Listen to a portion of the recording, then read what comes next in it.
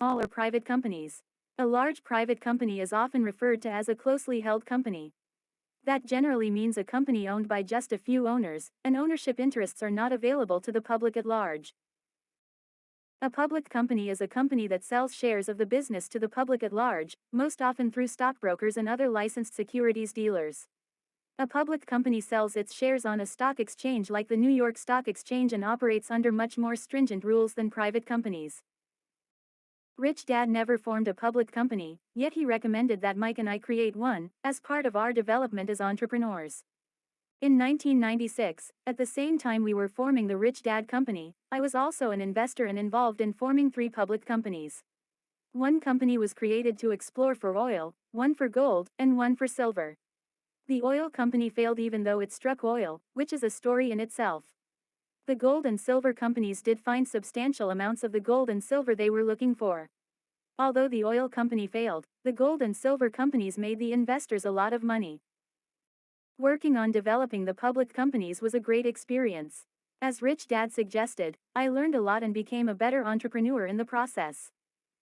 I found out that the rules are a lot tougher for a public company, that a public company is actually 2 different companies serving 2 different customers, the real customers and the investors, as well as serving 2 bosses, the board of directors and the government securities agency, such as the SEC, the Securities Exchange Commission.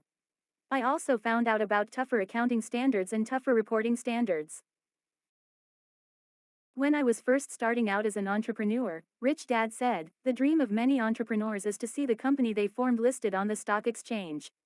Yet, after the Enron, Arthur Andersen, WorldCom, and Martha Stewart scandals, the rules became tighter and the compliance requirements much more complicated and expensive. The government was breathing down public companies' backs. Building a public company business wasn't as much fun as I had expected. Even though I learned a lot, made myself and our investors a lot of money, became a better entrepreneur, learned how to design a public company, and was glad I went through the learning process, I doubt if I will ever form a public company again. That type of business is for a different type of entrepreneur. I can make more money and have more fun in small, closely held private businesses. If you are interested in more information on the pros and cons of private businesses and public companies, we recommend the Rich Dad's Advisors book OPM, Other People's Money. By Michael Lecter, Warner Business Books, 2005. Can anyone be an entrepreneur? Rich Dad wanted his son and me to understand that anyone could be an entrepreneur. Being an entrepreneur was not that special. He did not want the idea of being an entrepreneur to go to our heads. He did not want us looking down on anyone or thinking we were better than other people if we became successful entrepreneurs. To this he said, anyone can be an entrepreneur. Your neighborhood babysitter is an entrepreneur. So is Henry Ford, founder of the Ford Motor Company. Anyone with a little initiative can be an entrepreneur. So don't think entrepreneurs are special or better than other people. Your job is to decide which entrepreneur you most want to be like, the babysitter or Henry Ford. They both provide a valuable product or service. Both are important to their customers. Yet they operate in very different spectrums, different bandwidths of entrepreneurship. It's like the difference between sandlot football, high school football, college football, and professional football. With that example, I understood the point Rich Dad was making. When I was in college in New York, playing college football, our team had the opportunity to practice with a few players from a professional football team, the New York Jets. It was a very humbling experience. It was soon obvious to all of us on the college football team that while we played the same game as the pro players, we were playing it at a completely different level of play. As a linebacker, my first rude awakening was trying to tackle a New York Jets running back coming through the line. I doubt if he even knew I hit him. He ran right over me. It felt like I was trying to tackle a charging rhino. I did not hurt him, but he definitely hurt me. That running back and I were about the same size. But after trying to tackle him, I realized the difference was not physical. It was spiritual. He had the heart, the desire, and gift of natural talent to be a great player. The lesson I learned that day is that we both played the same game, but we were not playing at the same level of play. The same is true in the business world and the game of entrepreneurship. We can all be entrepreneurs. Being an entrepreneur is not that big a deal. A better question to be asked in designing a business is, at what level of play do you want to play the game? Today, older and wiser, I do not have illusions that I would ever be as great an entrepreneur as Thomas Edison, Henry Ford, Stephen Jobs, or Walt Disney. Yet I can still learn from them and use them as mentors and role models. And that is Rich Dad's entrepreneurial lesson number 1. A successful business is created before there is a business. The most important job of an entrepreneur is to design the business before there is a business. Laying the foundation for success, design the business. Most new entrepreneurs get excited about a new product or an opportunity they think will make them rich.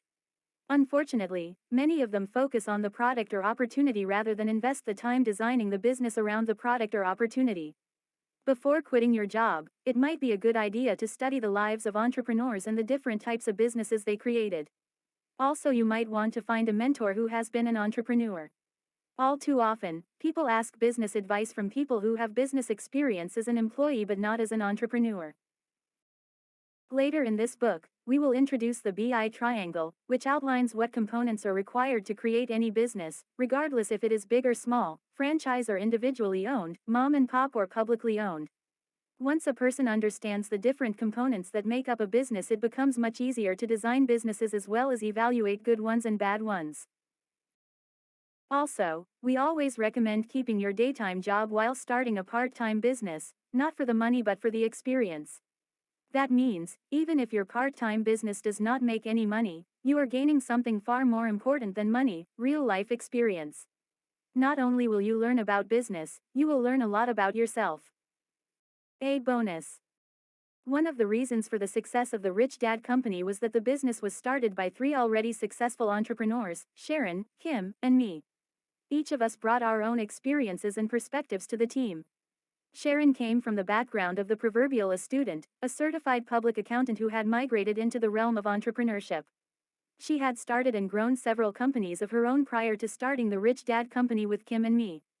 As a bonus for you, Sharon will provide her unique perspective and will share her own insights and experiences related to each lesson.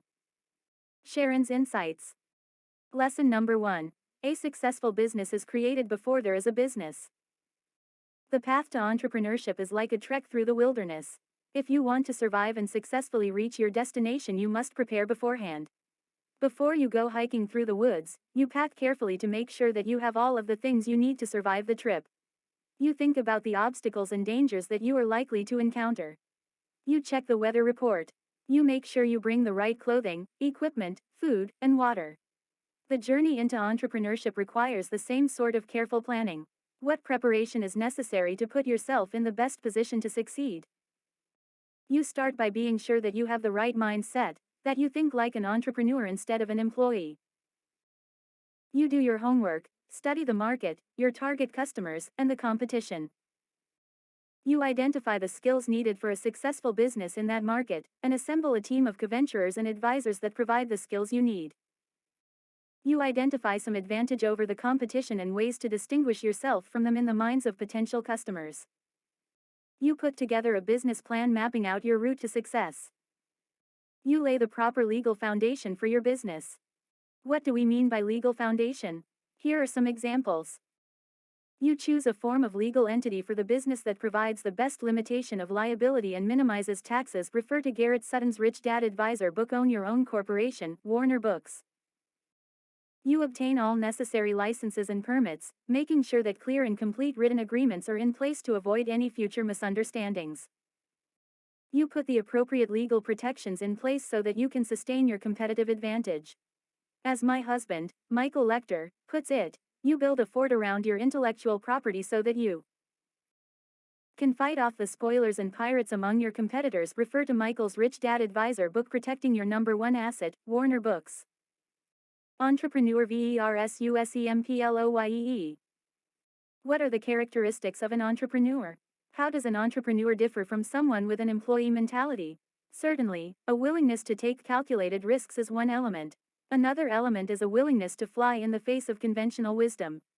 As Michael also likes to say, an entrepreneur will suspend disbelief and try something even when all the people around him or her say that it can't be done. However, from my perspective, the defining characteristics of true entrepreneurs are creativity and the ability to accomplish things beyond their own resources. They are masters at solving problems, converting those problems into valuable intellectual property, then leveraging the intellectual property into a business. They are masters at using other people's money and other people's resources. An entrepreneur's mantra is, let's figure out how we can do it, and never heard the discouraging words, we can't do it, or, we can't afford it. Getting started. Create a business or buy a business. I can't tell you how many people tell us that they want to start their own business. Most often the conversation goes something like, Sharon, I am so excited about starting my own business, Susan says. I reply, wonderful, what type of business are you interested in? Without hesitation Susan answers, I want a business that provides good cash flow and that my employees can run, so I have a lot of free time to spend with my family. Oh, and I don't want to have to pay a lot for it. At this point, I know that Susan is not really an entrepreneur and may not be able to become one. She truly does not understand the commitment required to build a successful business. Her comments, I don't want to have to pay a lot for it, and, I want a business that provides a good cash flow, tell me that she really wants to acquire a business that has already been built by a successful entrepreneur. The value has already been created by the seller. The seller is entitled to compensation from Susan for the value created. She will have to pay for that existing value. In this case, unless Susan knows how and is able to take this business to the next level or knows how to enter a new market, she is buying a job, not creating a business. There is a big difference between being an entrepreneur who creates and builds a business and buying a business. In the example with Susan, it is clear that she wants to buy a business, not create a business. There is nothing wrong with buying a business. However, it is creation that energizes an entrepreneur. To build a business from nothing that is successful, creates value, and is sustainable is the true goal of an entrepreneur. It is the creation part that provides maximum leverage and sometimes essentially infinite return on investment. When you buy someone else's creation, typically they, not you, achieve the leverage.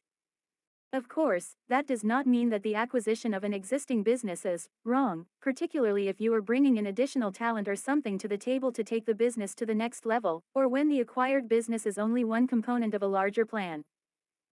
For example, the purchase of a franchise is not the end game for a true entrepreneur. A franchise may well be a great stepping stone, a source of education for an entrepreneur, but there is typically little room in a franchise for entrepreneurship and entrepreneurial efforts. When someone, the franchisee, buys a franchise, he or she is buying the right to use goodwill and business systems that have already been developed in connection with someone else's, the franchisor's business, and sometimes the right to participate in collective marketing or purchasing programs. One advantage of a franchise business is that it has immediate credibility with, for example, lenders because the systems have already been tested and proven to work by the franchisor. Of course, in order for the franchise to be successful, the franchisee must contribute significant efforts. However, consistency from franchise to franchise is one of the primary factors that makes franchising viable. In fact, the franchisor is, as a matter of law, required to control the way the franchise does business, or the franchisor will lose valuable rights. While there are some franchisors that will agree to adopt suggestions from their franchisees, it is the franchisor that makes the ultimate decisions. This tends to leave very little room for creativity on the part of the franchisee, and can sometimes be stifling to his or her entrepreneurial spirit. From a franchisor. With all of our franchises over the years, I have noticed that there are 4 big picture issues. Understanding the relationship among these 4 issues is what I focus on in training new franchisees. 1. Words. What words drive the way our franchise is heading? How do I greet my customers? How do I sell to the customer? What words are used to conduct the business and establish its culture? The words and end of a business always tell you a story. 2. Numbers. What numbers do I use to test the words that I'm using? Sales talk and blue sky floats by. How much time? How many sales leads? What is the cost? Can I measure the in and outflows of my cash? The numbers measure the franchise story. 3. Symbols. What are the symbols that I want the world to see representing the business? Words, numbers, and/or pictures can be symbols, logos, uniforms, people, anything that leverages who and what your franchise is. Symbols leverage your franchise story. 4. Focused action. This is the driver of all franchise and business stories. This is what makes or breaks any business. What am I doing? No matter what you are doing, it will work for you or against you in building your franchise. I have come up with a